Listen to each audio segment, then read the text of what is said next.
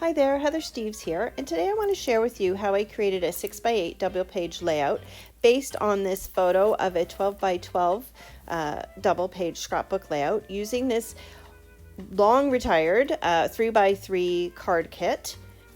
The card kit came with these pre-printed 3x3 card bases, and I really just loved the way that the sample layout had looked, and I wanted to try it for myself.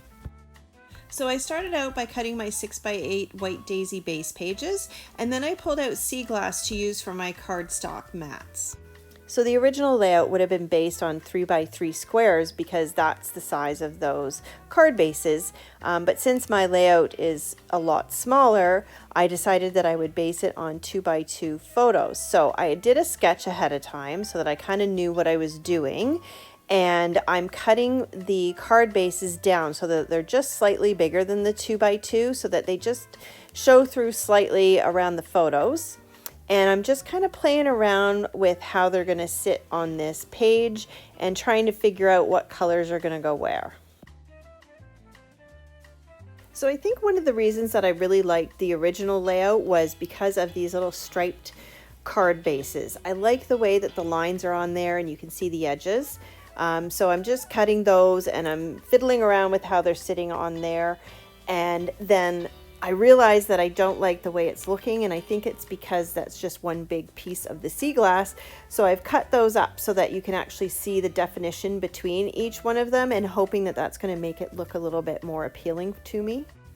So now I'm struggling a little bit with how the papers are lining up from one page to the other. So I'm just kind of playing around. I'm going to see if I tuck something in on that left side, if it will make it look better, and just trying to make it look more balanced. But it's really not coming together for me as much as I think the sketch looks okay. When I'm doing it in reality, I'm really not liking the way that it's coming together.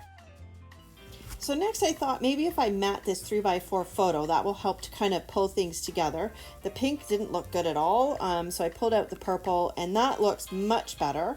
And now I thought, well, what if I just put these photos in a different spot in different order? Maybe that will help and make it look better. So the original layout had one of the envelopes from the card kit in it and used it for a journal spot. But because I was trimming things down smaller, that didn't work. So I ended up cutting myself a little mini envelope on my Cricut that fits very nicely on the layout now. So luckily I still had quite a few of the card bases left because all of the smaller ones that I had already cut obviously weren't going to work anymore. So I cut up some new ones to fit into the larger squares, and I'm just playing around with those to see if I can get them to look better and feel more balanced.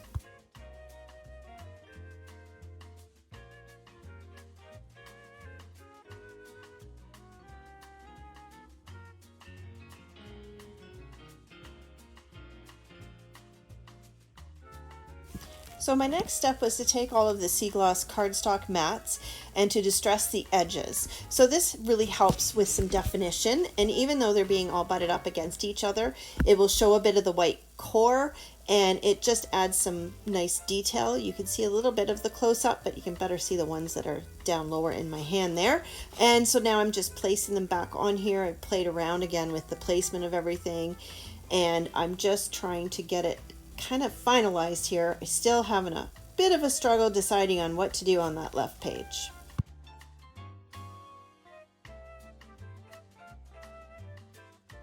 So now that I've finally settled on the layout for the right page, I'm just attaching everything down, and then I'm going to go ahead and pull out a stamp from my stash. It's actually the stamp of the month from last November, and it's going to help me with the left side and getting everything to look nice and balanced. So I'm taking Pansy ink and I'm stamping those light bulbs right across the top of the page there.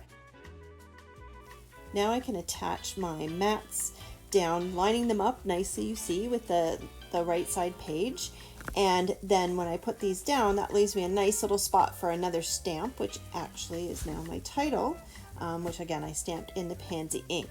So this stamp came with these little pieces to infill some light glowing in the bulbs, and so I used that little sample that you saw flash up there just to kind of decide what colors and kind of where to place it. They didn't use the same colors, but it just gave me an idea of how to kind of make this little grouping look really cute.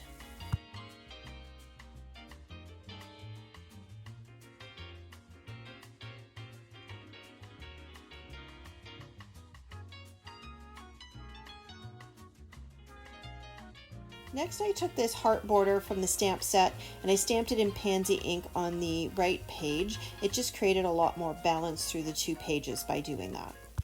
So next I looked through my Evernote inventory, which is such a time saver. I found a couple of stamps that I thought would work really well on the little envelope, and then I'm just testing out the colors before I stamp them onto the actual envelope, and then my layout is completed. Once my layout was finished, I decided that I needed a couple of embellishments, so I pulled out these little pink acrylic hearts from my stash. Thank you so much for watching. I hope that you enjoyed this video, and please don't forget to like and subscribe to my channel. Have a wonderful day.